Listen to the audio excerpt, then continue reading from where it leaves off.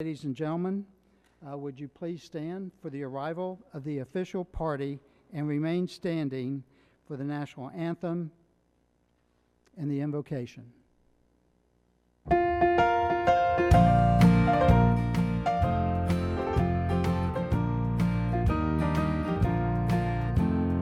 Is this road you're traveling?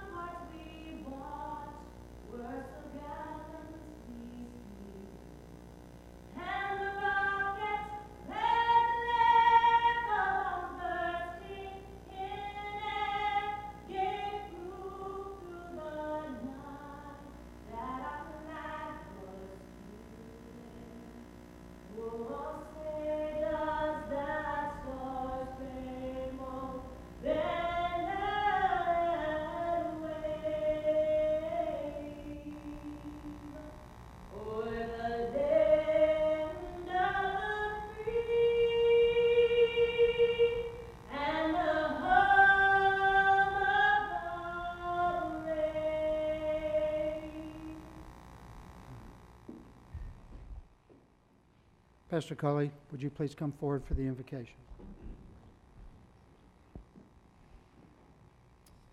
Our most gracious and heavenly Father, we thank you for your grace that's brought us to this place for this day, for this special moment, Lord, to remember the accomplishment and to celebrate the accomplishment, Lord, of Sergeant Michael Kennedy.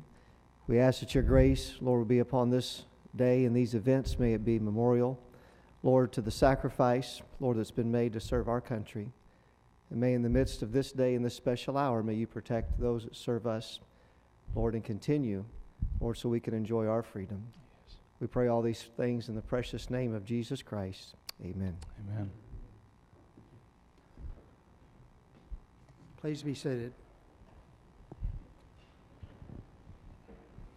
Distinguished guests, ladies and gentlemen, welcome to this great ceremony which we're about to participate in, honoring our dear friend, Chief Master Sergeant Michael S. Kennedy, not only as a chief, but as a colleague and as a brother in Christ. I am Chief Master Sergeant Ed Brown, retired, and I'll be your MC for the next few minutes until Chief fires me.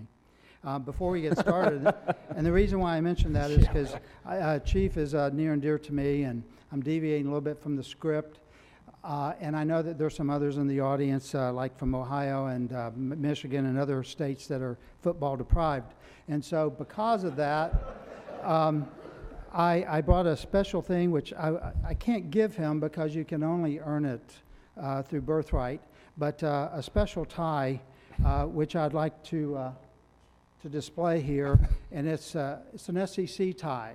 So for those of you that are football deprived, you don't have to take a free. picture for that one. Yeah, I'll put it on here shortly, but please feel free that to come up and rub excellence for those of you that have a challenge with that. Go Vols. Love you, brother. I just had to do it. Keep going. Today, the men and women of our Air National Guard, our United States Air Force, as well as our family and our friends, pay special tribute to Chief Master Sergeant Michael S. Kennedy as he retires from the United States Air Force after 35 years, 4 months, 16 days, and sir, I'm not going to get into the minutes, but of distinguished service to the Department of Defense and our nation. The presiding officer for today's ceremony is the Deputy Commander of the I.G. Brown Training and Education Center, Lieutenant Colonel David Meese. At this time, I would like to introduce Chief Kennedy's family and close friends who have joined us today for everyone here. Chief Kennedy's wife, Arlene, how are you? Great. Arlene is just a tremendous lady, and I encourage all of you to come up and introduce yourself by the end of the day. She is definitely a lady worth meeting. Chief Kennedy's daughter, Megan. his son, Andrew, who is deployed and currently on Skype, hoping you're viewing this, Andrew, and then his youngest son, Christopher, joining us today. Chief Kennedy's father-in-law, Robert LaPointe, I know Arlene was scheduled to be here this morning, and because of medical difficulties, he is not, and our prayers and thoughts are with you in that respect. And Pastor Cooley, sir, thank you very much for your presence here today. And Chief Master Sergeant retired Ronald Sizemore and his wife Jane. Ayo. Yeah, I knew it was Sorry, coming. that's I'm surprised impulsive. it took so long to happen. And Technical Sergeant Ronald Smith and his wife Lori. Yeah, I knew it had to happen. We had to have some levity here because if not, some of these scripts and readings can kind of be mundane. Also in attendance with us today is from the 179th Medical Group, Ohio Air National Guard, Colonel James Patterson. Ayo. From the National Guard Bureau, Lieutenant Colonel Gerald Cullen. Thank you, sir. The TEC Chaplain, Lieutenant Colonel David Michaud. Michaud is unfortunately detained and is not here. In his place is Chaplain Rick Steen from the 134th Air Refueling Wing.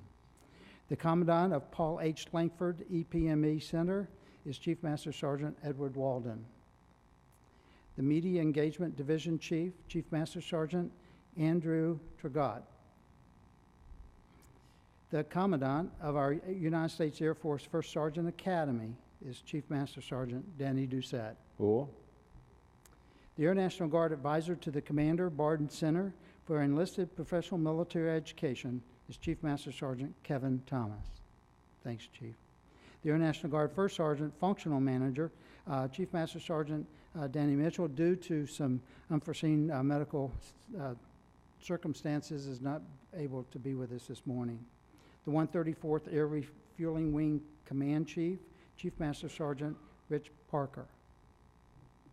The 123rd Air Wing Command Chief, Chief Master Sergeant Ray Dawson. The Chief of Operations for the 134th Command Flight is Chief Master Sergeant Kevin Trossel.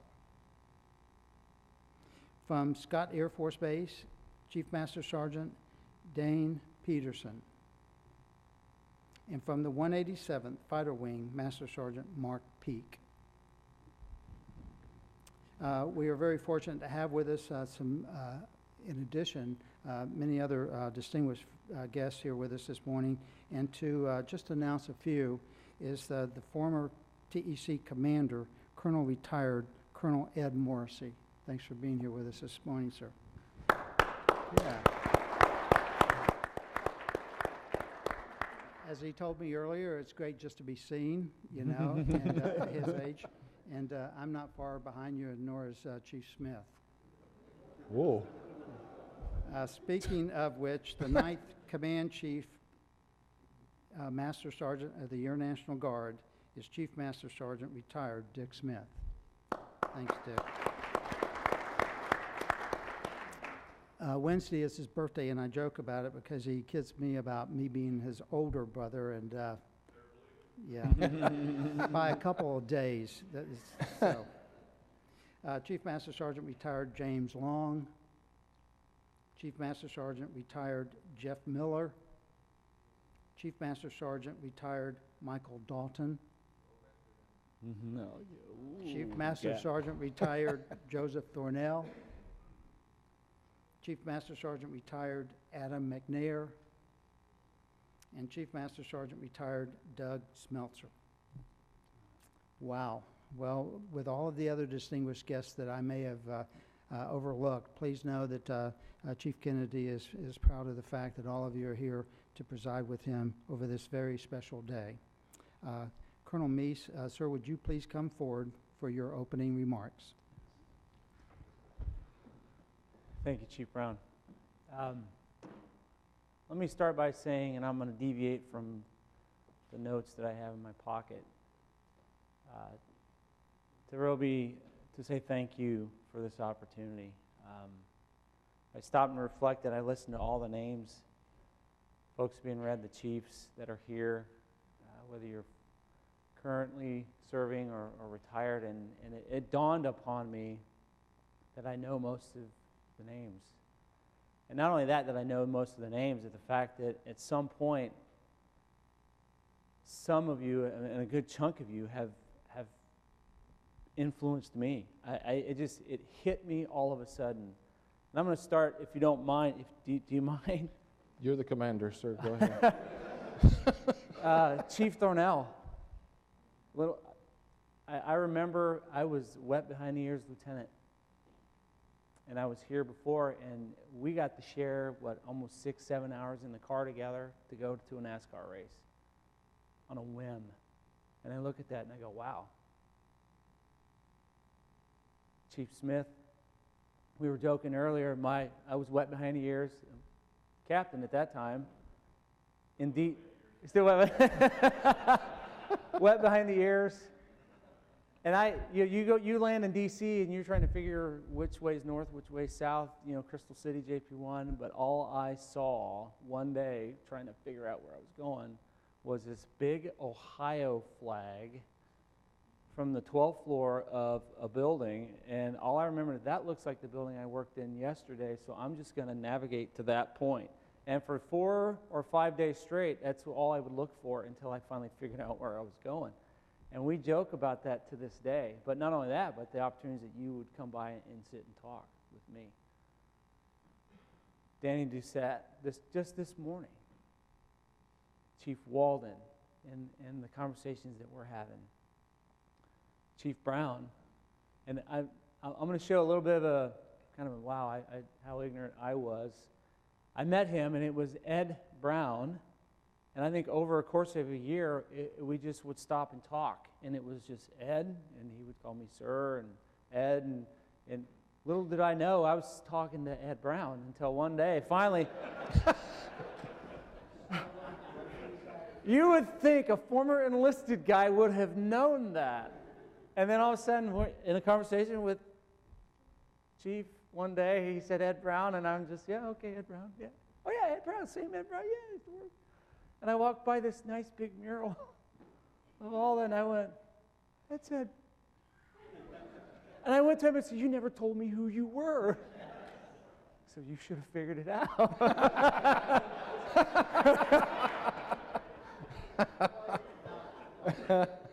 Is that what wet behind the ears? Okay, there we go. And then, obviously, with all the sit-down conversations that we've had, I go, wow, I've been blessed to have been surrounded by Jeff Miller. I see you in the crowd. Some great senior NCOs. And now, with now Chief Thomas and Chief Troggett, it's how fortunate I am.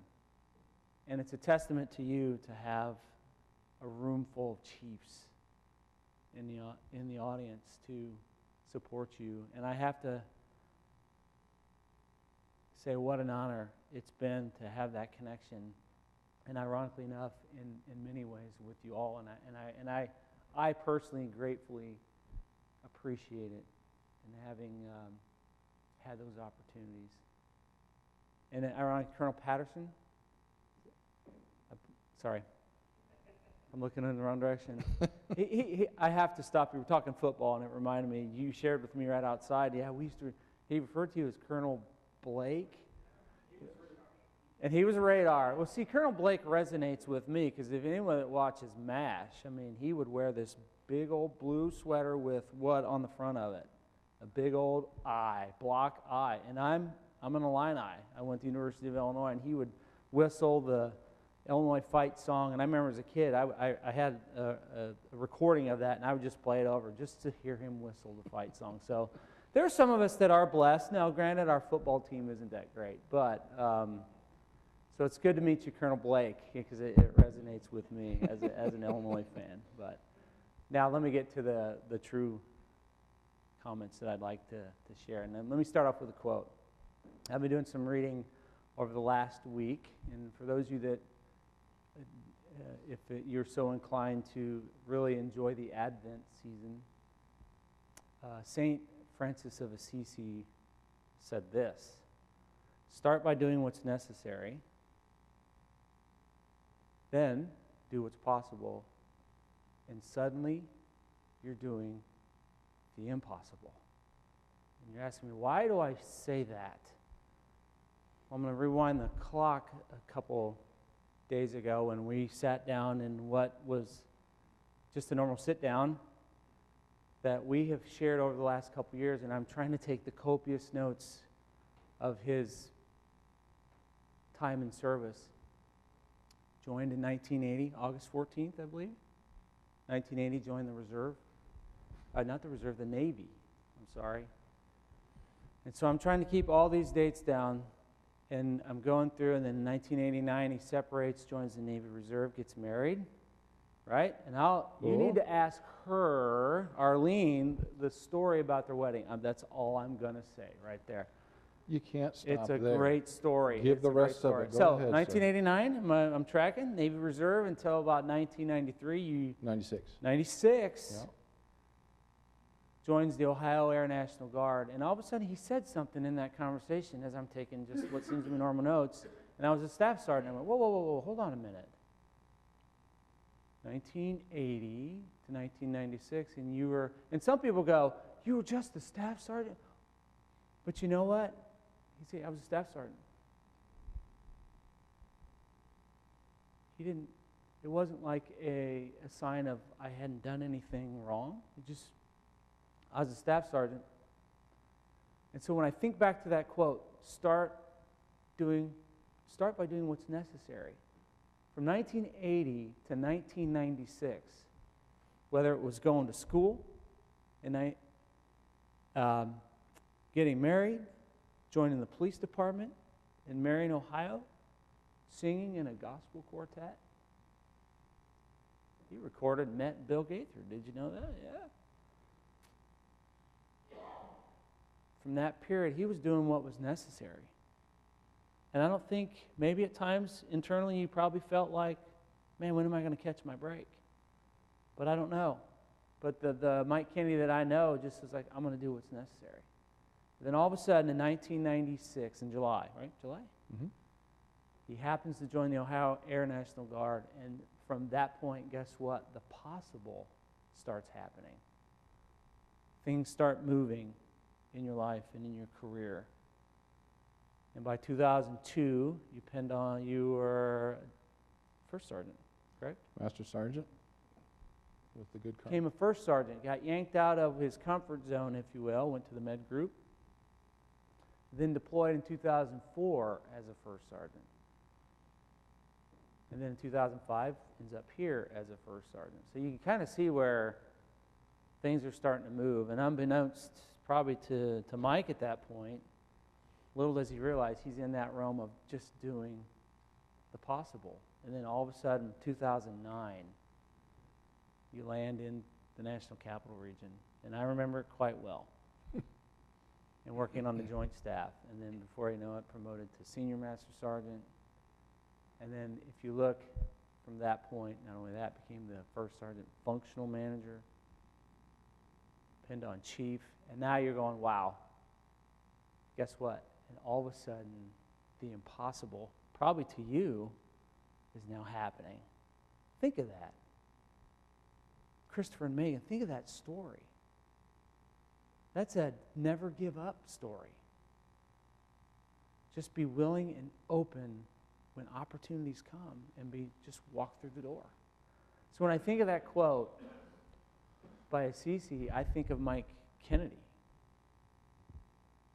And what a brilliant and wonderful testament to a man that just never gave up and that was willing to just be available. And I hope that as I close my remarks, to say thank you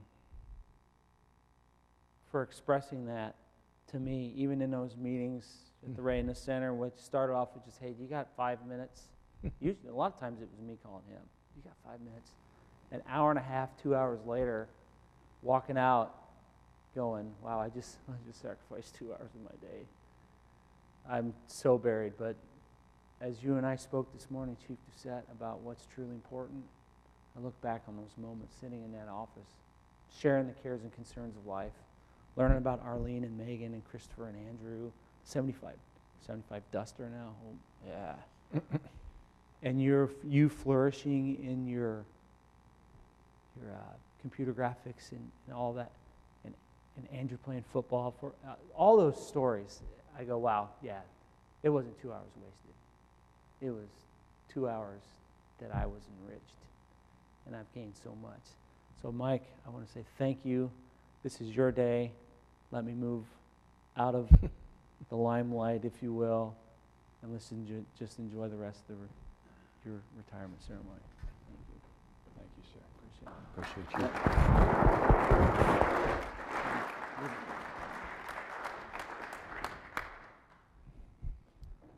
Comays, thanks very much for those comments, and especially about their lovely family.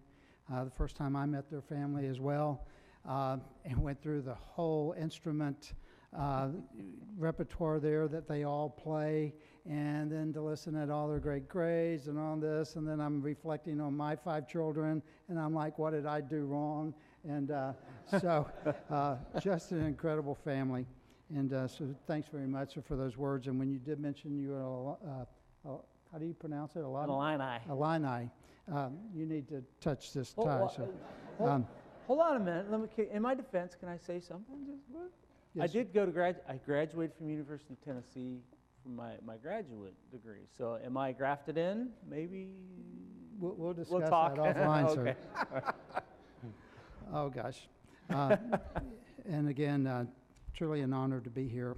And as we get into the special presentations for Chief Kennedy, ladies and gentlemen, would you all please stand for the presentation of the Meritorious Service Medal. Chief Master Sergeant Michael S. Kennedy distinguished himself in the performance of outstanding service to the United States while assigned to the 37th Training Wing, Joint Base San Antonio, Texas, as the Air National Guard First Sergeant Functional Manager. Chief Kennedy oversaw a team of subject matter experts to rewrite the Air National Guard portion of the Air Force Instruction 36-2113, the First Sergeant Regulation. His actions led to a successful implementation of improvements standardizing the First Sergeant career development, ensuring airmen were equipped with necessary skills and knowledge for today's challenges. Chief Kennedy oversaw First Sergeant deployments and expeditionary combat support lines, providing a 98% support rate for deployed airmen. At his present assignment as a training liaison superintendent, he provided superior force development guidance and training impacting all 89 Air National Guard wings. Chief Kennedy's advocacy for airmen and skillful oversight of training programs drove the development of innovative solutions in resolving human resource issues throughout 34 training locations, maximizing more than 400 million. Furthermore, his exemplary management skills and strategic mindset were immeasurable in representing the Air National Guard on total force initiatives, ensuring Air Force Reserve component equities were provided and preserved. The singularly distinctive accomplishments of Chief Master Sergeant Kennedy culminate a long and distinguished career in service to his country and reflect great credit upon himself and the United States Air Force.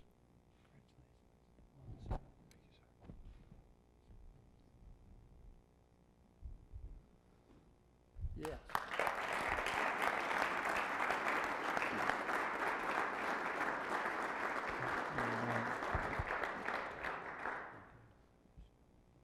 Please remain standing for the publishing of the retirement order. Publish the retirement order. Special Order AC 005045, effective 31 January 2016. You are relieved from active duty, organization and station of assignment, retired effective 31 January 2016 per AFI 363203, and the grade of Chief Master Sergeant.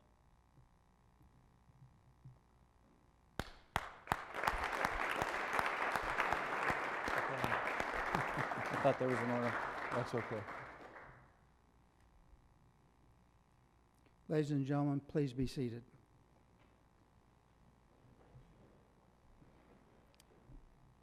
Every member retiring from the armed forces is presented with 3 certificates to commemorate their career. This is no different. The presidential certificate reads, Dear Mike, congratulations on your retirement from the United States Armed Forces. I am proud to have served as your Commander-in-Chief, and I am pleased to join your family, friends, colleagues in recognizing your career and accomplishments. Throughout history, the dedicated men and women of our military have protected our citizens and preserved the ideals that make our country strong. Their courage and sacrifice has inspired countless people and have helped shape America's character. On behalf of a grateful nation, I thank you for your contributions for security and to the cause of peace and freedom. Your service, patriotism, and the selfless devotion have helped advance in the universal hope of liberty, home, and around the world. Laura and I send our best wishes to you and Arlene for health and happiness in the years ahead. May God bless you and may God bless America. Sincerely, George W. Bush.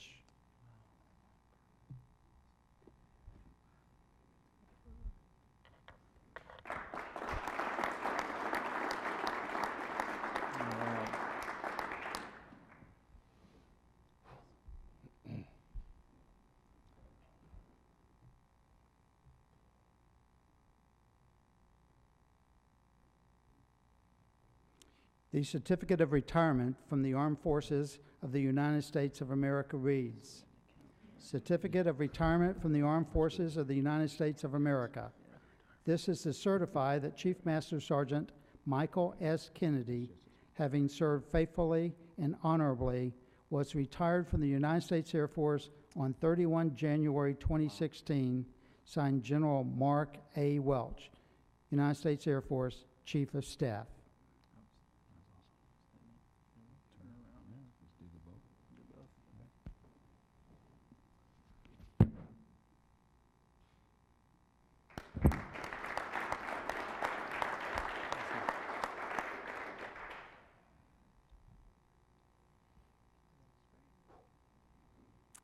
The Certificate of Appreciation for Service in the Armed Forces from the Chief Master Sergeant of the Air Force reads, I am proud to join your friends and family in congratulating you on your retirement from the United States Air Force. The achievements and contributions you have made throughout your career are indicative of the core values of our great service. Your retirement is well deserved, but your selfless contributions will be sorely missed. On behalf of all airmen, thank you for your faithful and devoted service to our nation.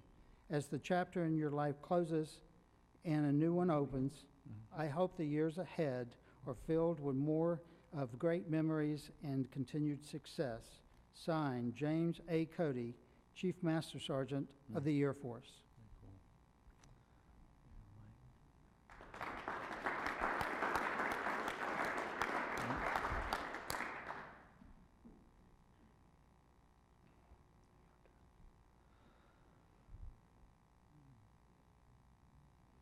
Arlene, please, ma'am, would you come forward to be presented the Military Spouse Certificate of Appreciation?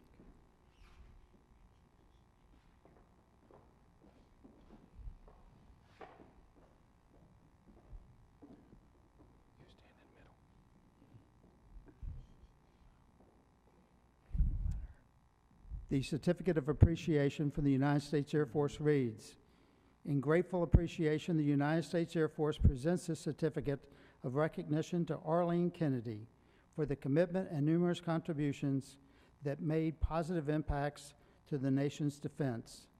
Thank you for the support which gave strength and purpose to your spouse's service.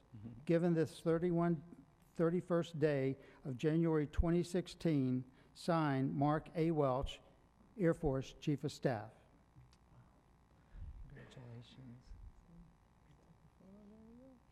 You want to hold on to it? Well deserved.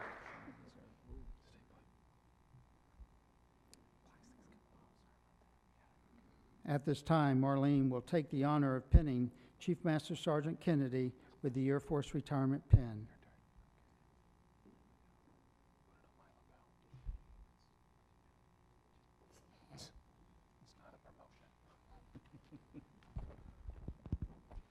She's thinking back to the promotion, Jet, where you two smacked it hard. You go ahead. Thanks, Bonnie. Appreciate that. Yeah. It's a once-in-a-lifetime opportunity, isn't it? PDA time. Okay. You can leave. Cromies. Yep. Arlene, would you please take your seat? Cromies. Am I done? I don't- You got something all over. Dust me off there. You got dust all over. Sorry about that. That's okay. Camera. Okay. I'm done. Yeah. I finished? Yes, please. Okay, thank you. What do you want me to do? Okay, now let me find my place here. You're at the podium, I'm at the podium. right? Yes.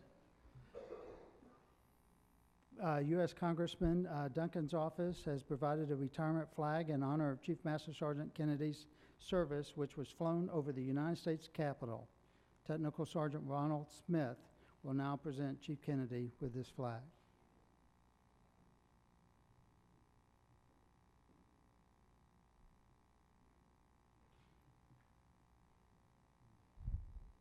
On behalf of Congressman Duncan's office, member of Tennessee, your friends, your family, I congratulate you on your 35 years plus of honorable and grateful service.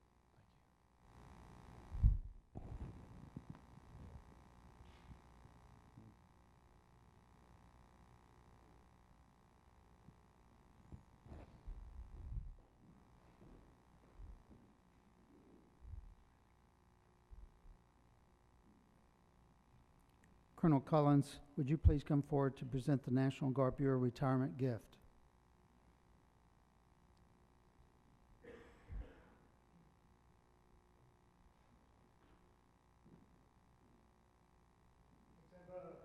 I had the privilege of working with Mike, Chief, the big chief, as several folks at the Guard Bureau respectfully refer to him as, for over the last year. But he's done a tremendous job for us down at Lackland. The first opportunity of our International Guard Airmen really with the military environment, and seeing Chief led a great team down there, has did some great work for us. And that's a small token, as a couple other items, but a small token for the National Guard Bureau for meritorious service for your stat tours that you've done at the Bureau. Great. So, thanks, Chief. Thank you, sir. Thank you.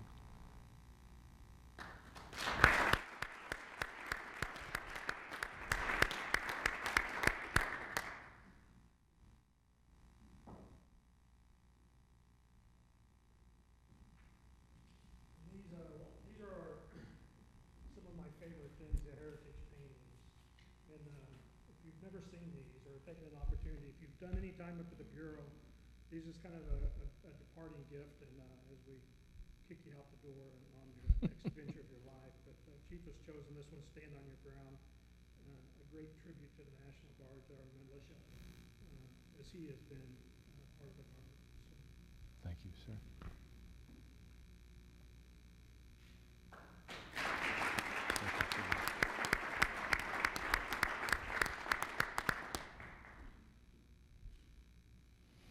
So what this means, Arlene, is that you need more wall space in your home. If he hasn't already found it, he'll be doing so tomorrow. Would Chief Parker, would you please come forward to present the 134th Air Refueling Wing Retirement Gift? As we're walking up, I have to ask a question. Has anybody in this room ever had a 5-minute conversation with Chief Kennedy? That's a no.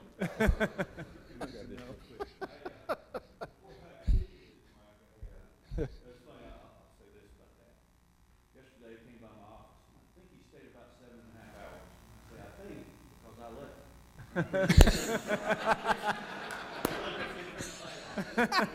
left. Gotta save power. No, I'm just kidding. I enjoy every one of our I know it, conversations, brother. you know that. Right back at you. Whew. Back in 2006, I was a wet behind the ears, as you say, Okay. sir, brand new first sergeant. And I came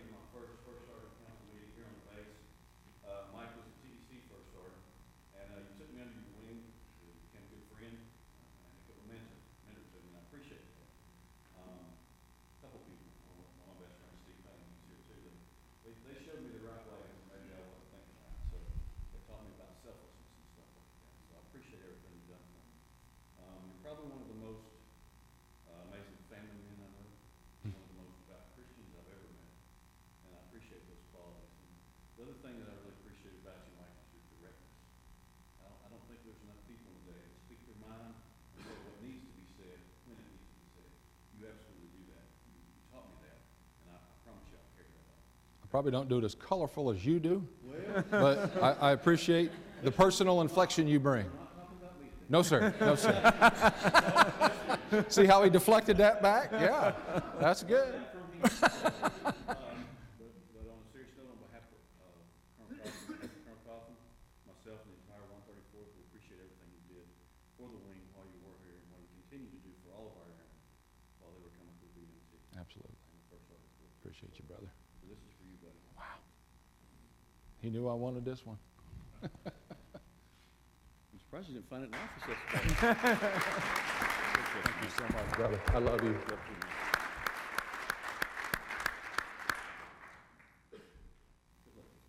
You know it. Chief Smith, the 9th Command Chief of our Air National Guard, sir, would you please come forward for presentations? This is the time I hand in the mic, right? Well, in a minute, You yes. want the mic, Chief? The- We'll give it to you anyway. There you go. How long do I have? And I'm presenting this as well. I'm feeling cornered here. This is really unofficial. There's no stripe that's authorized that looks like this. But many years ago, under my friend Ed Brown, my older brother, my much older brother by 35 days, they developed this stripe to represent the command chiefs of the Air National Guard, because we think we're not better, but we're a component and we're a guard, and we're very proud of that. There's nothing to really signify the office of the command chief, and so this stripe was made, the Chief Master Sergeant stripe with the Minuteman in the middle. When you see this, you know it's Air Guard. General James, when I first went to work for General James, he thought that was my stripe. He says, "Where's your stripe?" I said, "I'm not allowed to wear that." He said, "You aren't?" I said, "No, sir." But on behalf of the former command chiefs of the Air National Guard, there's 10 of us. Number one is deceased, Ted Brown, or Ted Jackson. You're still here. No, You're still here. no. It's okay. It's okay, Ed. Okay, we'll get you back to the home by lunch. It's that Okay? SEC tie. You threw him off. But from Chief O'Talling and the other formers, there's 10 of us in total. We want to present you this, Mike, this stripe from Chief O'Talling's office and from the other formers, because you've been part of our team all along. You're a first sergeant functional, and you know that has a direct relationship. In fact, that works in the command chief's office. You've been very involved with Chief Brown, Chief Broadbent, Chief Benton, myself, Chief Muncie, and Chief O'Talling. You've been part of our team, and we want to thank you for your service. Thank you very much. And a little history behind this, Chief, is this stripe was presented as a prototype to the Chief Master Sergeant of the Air Force, Dave Campanelli. And there was going to be his stripe, this stripe, and then there was also one for the Air Force Reserve. And the three were going to be that represented the United States Air Force at large. This stripe did go to the Uniform Board, and though they were approving it in concept, there were some other things that happened that it did not. And so, and as a result of this, what did derive is the star that command chiefs now have a pleasure of wearing. And this is presented to you, and this is only the third presentation of this award to date, and it is to Chief Master Sergeant Michael S. Kennedy for profound devotion and dedication to the National Guard Enlisted Corps. Your people will become what you are, just saying. And that's a quote that Mike says often, is just saying. And being a brother in faith and someone that represents us all in all faiths, to all airmen, regardless of how we come to the Air Force, but how we serve. And sir, you epitomize everything that's embodied in this. And so that's why we make this presentation. I appreciate it. Thank you.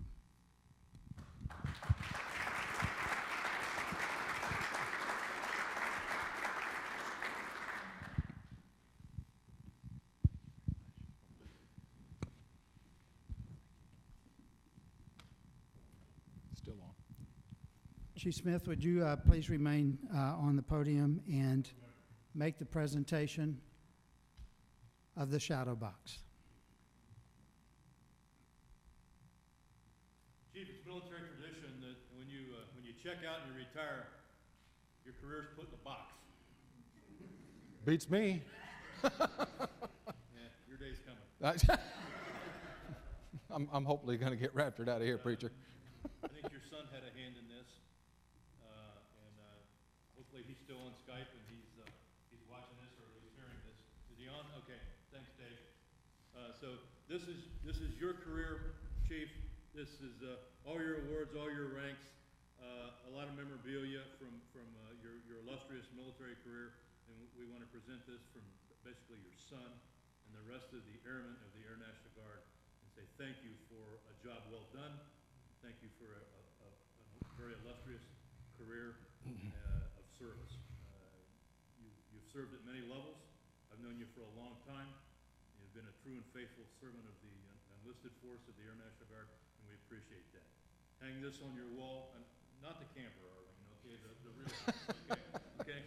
But every time you walk by this, you'll have a reflection of some piece of your service to our airmen that comes to mind. So thank you very much, Mike. Thank you, Chief. Thanks.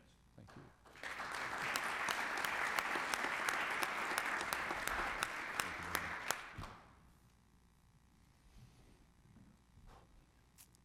Chief Doucette, sir, do you want Chief Kennedy seated? This is perfect.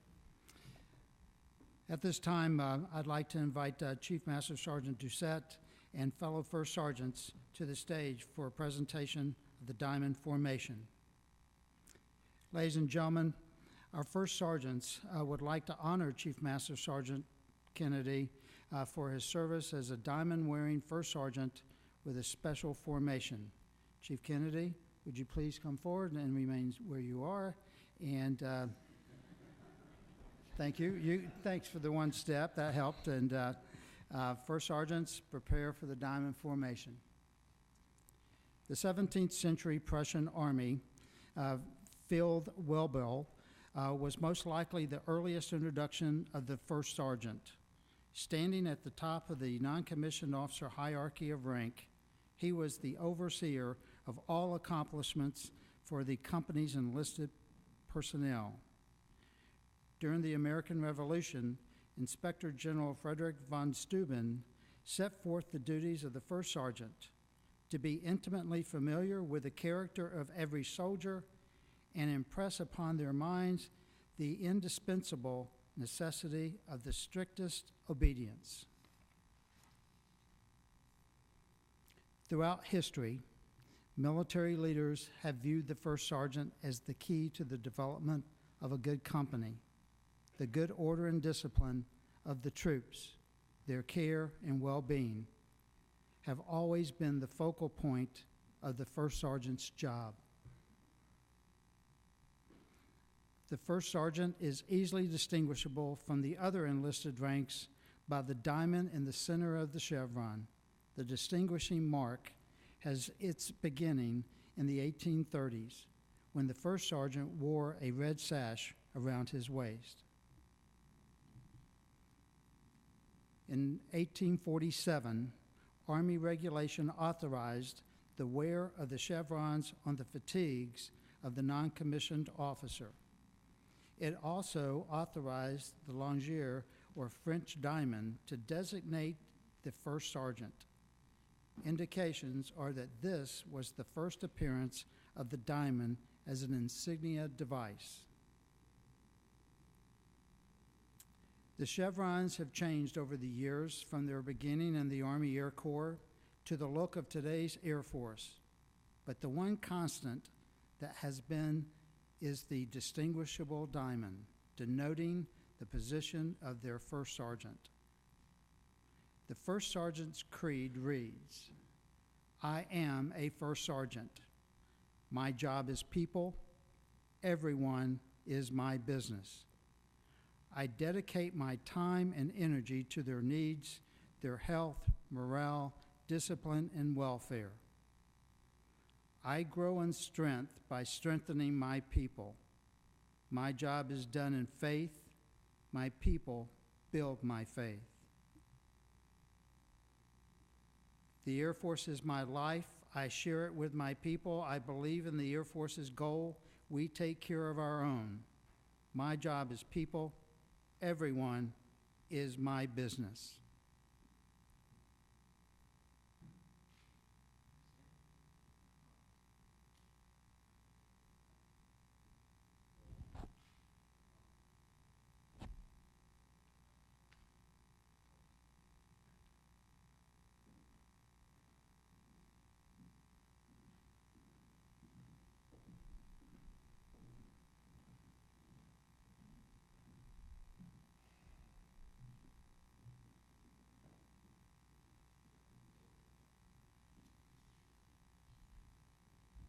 Chief Doucette, sir, would you please remain on the stage and make a presentation on behalf of our Air National Guard, our United States Air Force and Reserve First Sergeant Corps. So I get the honor to actually present this next gift that we're going to present Mike. Mike is very unique when it comes to a lot of things, and a lot of people don't know a little history about Mike that Mike and I share.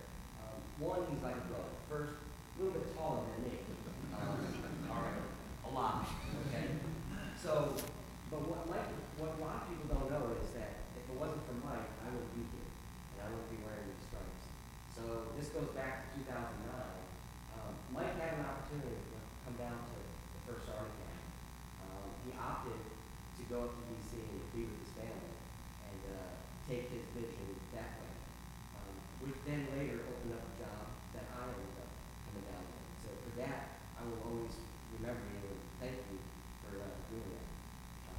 And then just things traveled a different way for you and myself, and it was awesome being your alternate functional up there. And we had a lot of times up there, and so, you know, one of the things a first sergeant always does is takes care of people. And Mike has always done that, whether he was wearing a uniform or whether he was not wearing a uniform. And there's a quote that someone said, most of you know General Paul Powell, and he said, the day a soldier stops coming to you with their problems is the day that you stop ineffectively leading. And everybody has come to Mike with all their problems because they know he's going to lead and he's going to provide both, you know, guidance, no matter if it's military guidance or just spiritual guidance. And so, you know, he's always been a senior mentor for me. And what I want to do, and Mike doesn't know this, but so on active duty, pretty much, you have a line number. And a line number is pretty much when you're going to get promoted, 1 through whatever the number is. And then the guard, we have our dates. And so what I'd like to do is present to you with this gift. This is your 3 stripes that you pretty much wore as a diamond with all your dates on it when you got promoted. 03, when he got promoted to Master Sergeant. 09, or actually 05, senior, and then when you made functional. And then right in the middle, it says, I am a first sergeant, and that's our first sergeant creed. So even though we don't use creeds as often as we do the Airman's Creed, that creed, as most first sergeants know, is what we live by. So, and then my personal point, you'll always remember the point. It's a personal commandant's point. It's 2/14, February's Day. You'll always remember that. There you go. So you never have to forget. That's so, all good. On behalf of the first sergeant in the Air Force, we want to present you with this. That's awesome. Cool? Thanks, brother.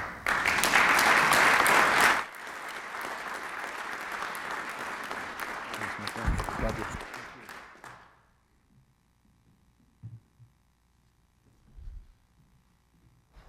Thanks, Chief Doucette. Chief Kennedy, sir, I understand that there's some presentations that you would like to make. Yes. Sir, if we could, the first one would be in reference to the one that you were going to make for your father-in-law. Yes. One of the things that I saw when obviously the time started winding down for recognizing and identifying family and those that are in your close support network,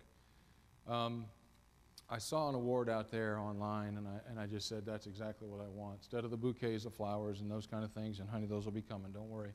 Not today, but later. My father-in-law and his friend drove all the way down from Maine on Monday, got here Tuesday afternoon, and unfortunately my father-in-law took ill, and he's in the hospital right now down in Cleveland.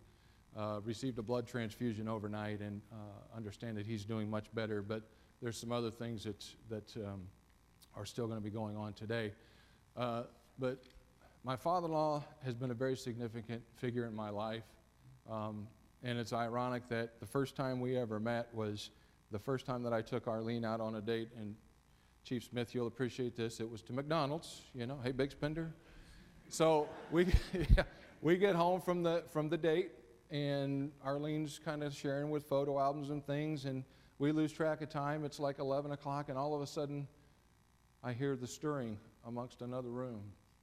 And as this man comes out, he has this thick Maine accent, grumbly voice thing that puts the fear of God in anybody. But then when he showed up in the doorframe, he wasn't that big. And so he's like, Arlene, you remember the rules. And she's looking at me like, you know, she didn't know. But I say all that to kind of set it up, because when I stood up to leave, he realized how big I was. And so that kind of balanced the playing field a little bit. But my father-in-law had served in the United States Navy in the 50s. And one of the things that we have taken and that I've kind of taken to heart is the military parent medal. This will be his tomorrow. We'll present that to him. Hopefully he'll be discharged today so we can have a little bit of fun at the house with the close hold reception. But I think you have the verbiage for that. I do, Chief? and sir, it's an honor to read. The sacrifice the parent of a military member renders is beyond compare. As a parent, they're willingly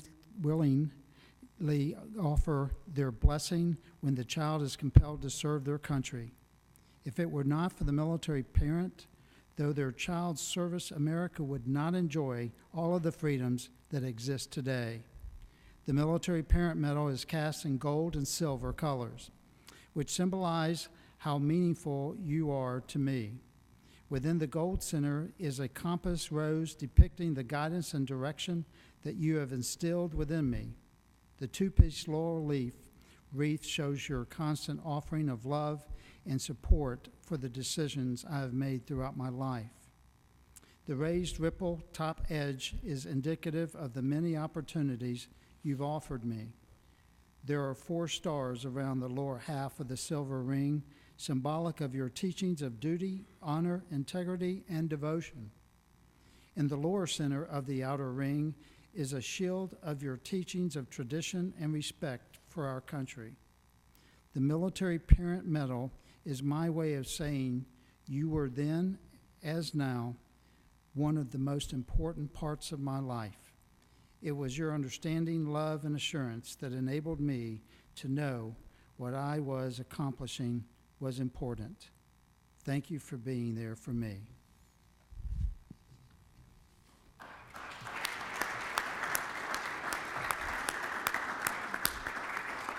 Also had one for my stepmom and dad. My dad is a Korean War veteran, wounded in combat. He is in a Veterans Administration home up in Sandusky, Ohio, is in the stages of Alzheimer's and dementia, so he's in the latter stages of his life.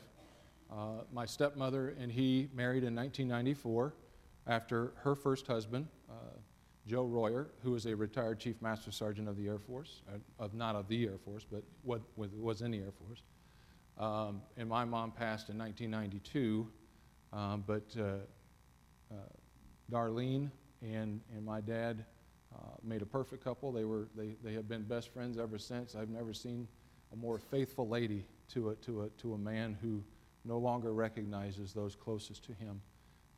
So again, there's another one that she had intended on being here today as well.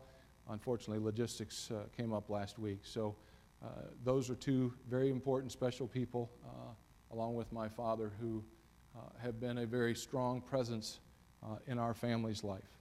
And so I just want to make sure that they are recognized publicly before this host of witnesses for their influence and their impact on us.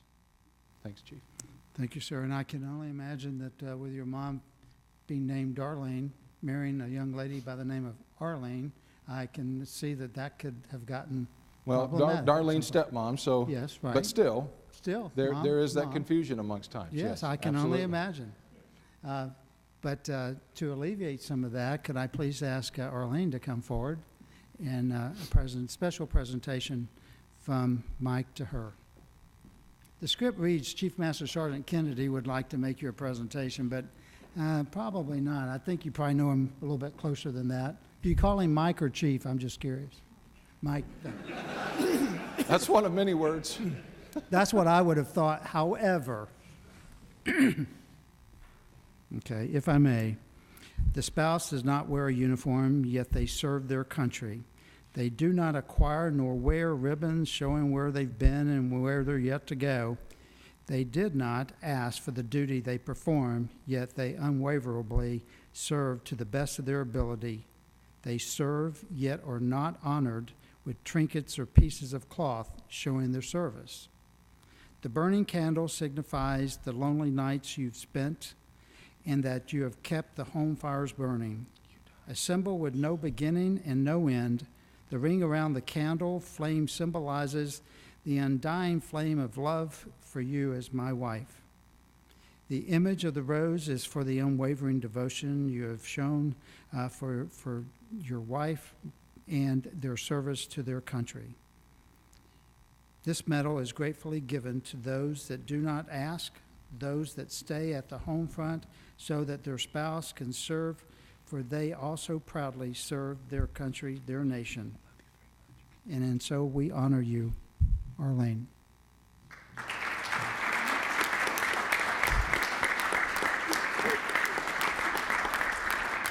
Hey, stay here. Stay here. That's okay. You're so special, you get multiple citations today, Well, she Arlene. just has to stay up here to keep the kids straight. Got it, got it. This is, the next citation is one for his family at large, to include his children. And so Megan, Christopher, would you please come forward and join your mom and dad? So I'm curious, do you guys call him Chief or Dad? Old man, okay. Well, you're almost as big as he is. I can't do that because he towers over me. So the citation reads, throughout the years of life, you have made sacrifices and you've served your country as much as I have done. In your loving way, you quietly shouldered the heavy burden that you were asked to carry. Most of the time, you could not understand why I was not there, but you quietly hid the tears, courageously put on a smile, and defiantly promised that you would support me. You were then, as now, one of the most important parts of my life, and it was your love that enabled you to assure me that was what I was doing, that I was doing was important. I missed so many holidays and countless special occasions while you were left at home to worry where I was on difficult missions. You had to say goodbye to friends when we moved throughout the years, and you had to change schools, which I know was just monumental. Your resilience and your self-confidence throughout those frequent moves gave me strength. I am proud of you, for it was your love and support that sustained me in those difficult times. There's no way in my mind that I could have been a success in the military without having your support, your understanding, and most importantly, your unquestionable love. Thank you for being there for me. And this is for Megan, Andrew, and Christopher.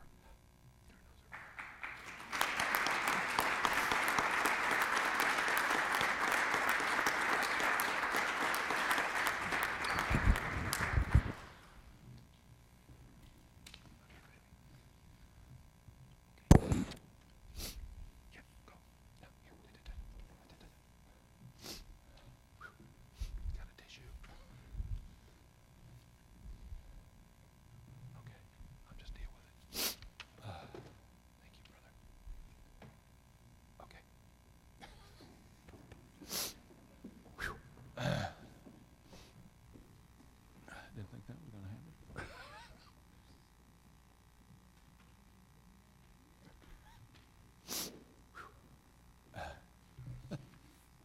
I'm good. That was incredible, Chief. I've never seen that, never read that, never heard it read before, and very meaningful. And as the comment that was made earlier about how much of a family man he is, I tell you, he sets the standard. And I know young teens and so forth, we go through all kinds of challenges throughout life. Father of 5, I've never experienced any of those, and the drama that my 3 girls bring in my household. But Chief, the way you conduct yourself in your home and out is honorable. And so now, Chief, the moment's come where it's your moment to say parting comments. Thanks, Chief. Sir, first of all, thank you for humbling me with your ability to be here. Know how busy you are, know how busy the command is here. Just the many times that we have shared, you say you've gleaned much off of me. I would argue to say that I would say that tenfold from me to you. And for you and your family, the example of what faithful men do for their families and fathers to bring those young men and women up in the admonition of the Lord is nothing far from astonishing. So thank you. Chief, when our cross truly passed and paths crossed, I should say, impromptu is never a good thing, right? Yeah, Rich Parker's going 7 hours. I remember when we started doing the Ingus collaborations together when I was a first sergeant functional, and part of my job, unbeknownst to me, was being the professional developer coordinator for the blue side of the enlisted members who attend, and to just be around you and your years of experience and wisdom is just nothing short of humbling to me. But then I remember the question you posed to me when we were at Charleston doing the site visit. And you said, you're a Christian, aren't you? I said, yes, I am. And you said, I can tell. It's those kind of things that I've never claimed to be perfect, but just forgiven. And to have that reaffirmed in men of your stature and your ability, and I know that you being a man of faith and involved in the chaplain's corps is just, again, to me it's a privilege that you would take the time out of your busy schedule to be here and MC my ceremony, so thank you for that. Colonel Morrissey, number one, you're the reason that this all came to being. Between you and Chief Langford, the hours of counsel and guidance that you provided me when I was the first sergeant here, I'll never forget the first time I ever met Chief Langford. I was a little concerned that this elderly couple that was wandering around the command building, they looked lost, and I was ready to go into my police mode and then I just said, may I help you? And Chief Langford still had a lot of spunk into his step there, and he said, how's the first soldier today? I'll never forget that. And from that moment on, there was just a special relationship. And then every time we talked, obviously finance was part of your input to me. We're debt-free because of those conversations, but mainly because of my wife, not because of me. But sir, thank you for being here, and I do appreciate everything you've done for our Air National Guard, our Training and Education Center, for the thousands of men and women that have come through these doors and these dormitories to learn and become better professionally developed is a testament to your presence here, sir. I could go on and on and on. I could say Andy, Kevin, Ed, Rich, sir, Colonel Blake, Ron, Pastor, Mark, and again, Chief, Chaplain. You never wavered from being able to pray in Jesus' name. Don't ever quit. God will bless your path and your footsteps. You know that.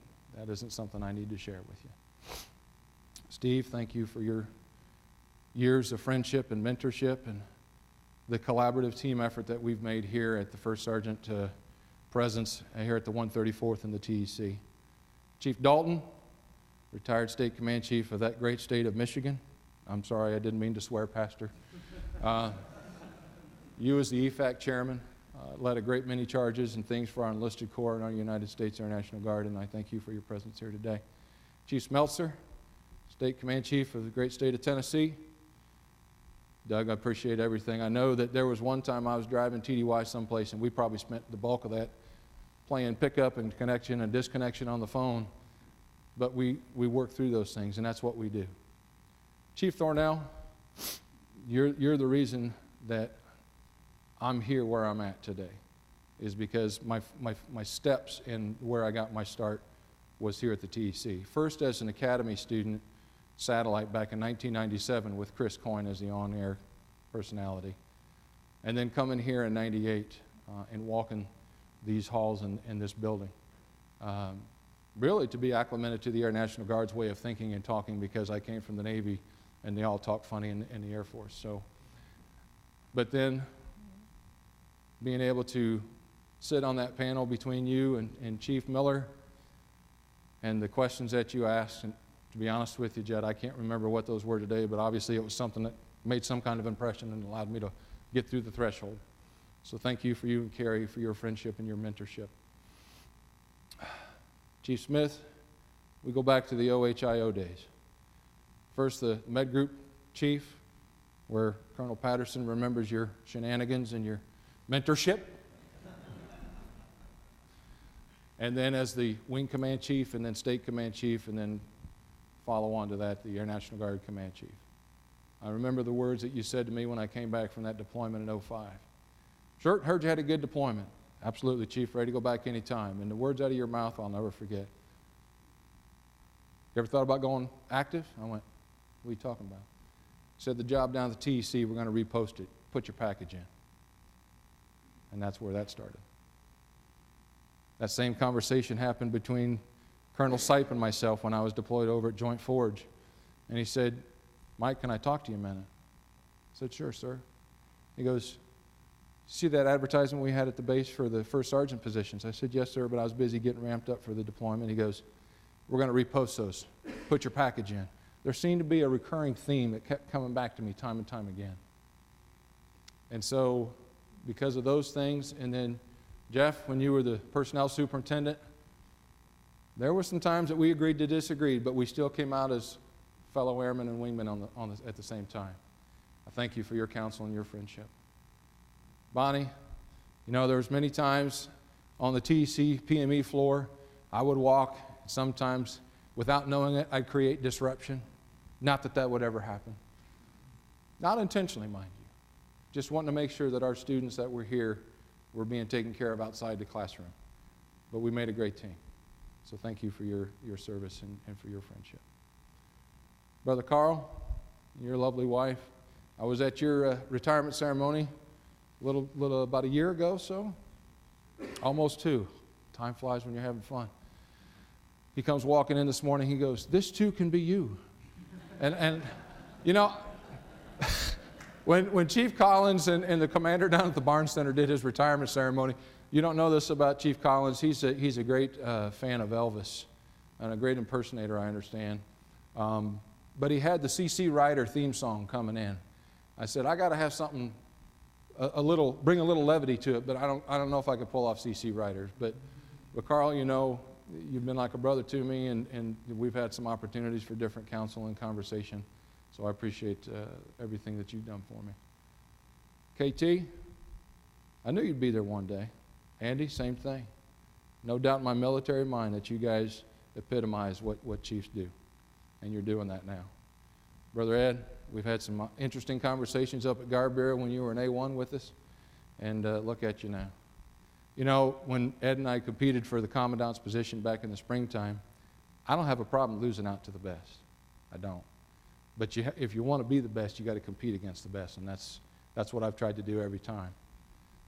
And sir, thank you for your mentorship and your coverage and support of the liaison team.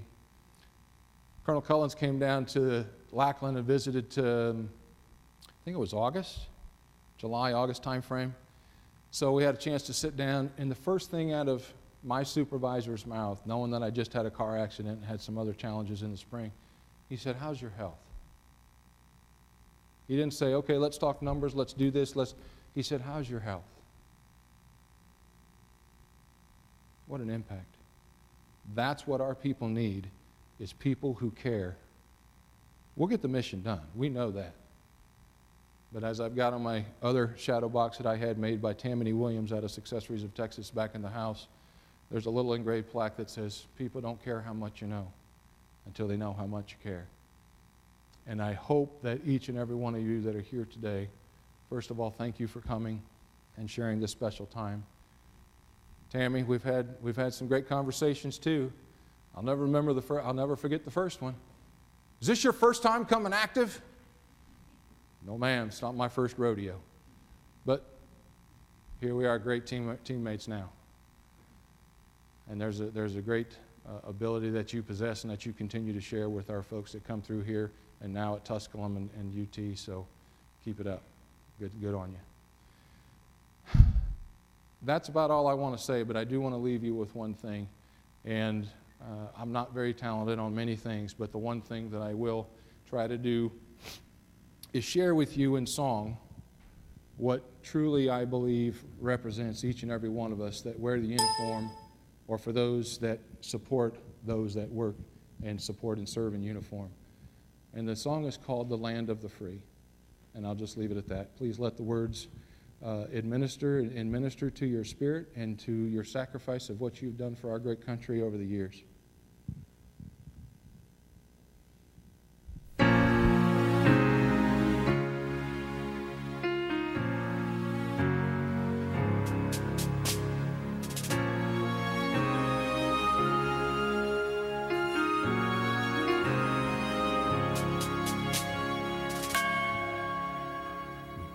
From every nation, leaving pain and poverty. We sailed across the oceans for the opportunity to find a land to promise, to make it on our own, to live a life where hope can have a home. We stand for the land of the free. We lift up our hands in liberty. We pledge allegiance to the United States of America and stand for the land of the free.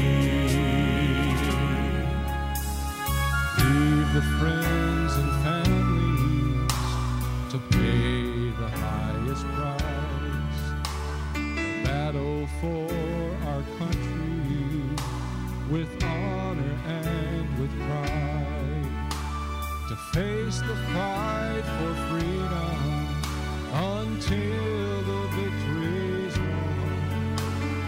When they rise for everyone,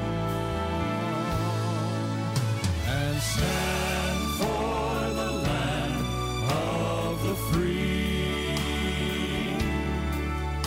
They lift up their hands in liberty, and they pledge allegiance to the United States of America, and stand for the land of the free. You may disagree with what I say, turn your back, shake your head. One last word you say, you are ashamed. That's all right, make no mistake. That's what makes our country great. And I still have the right to stake my claim and stand for the land of the free. I lift up my hands in liberty, and I pledge allegiance to the United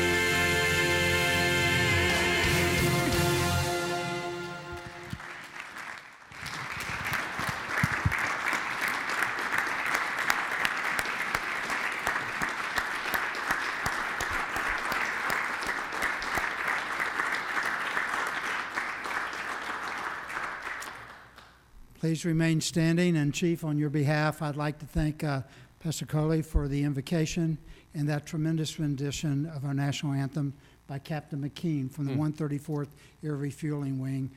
Tremendous job. I know she's not in the room, but we have truly been blessed with all folks here today.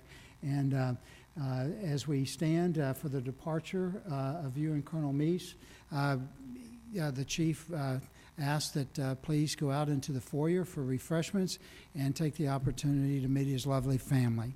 So, ladies and gentlemen, the departure of our distinguished guests.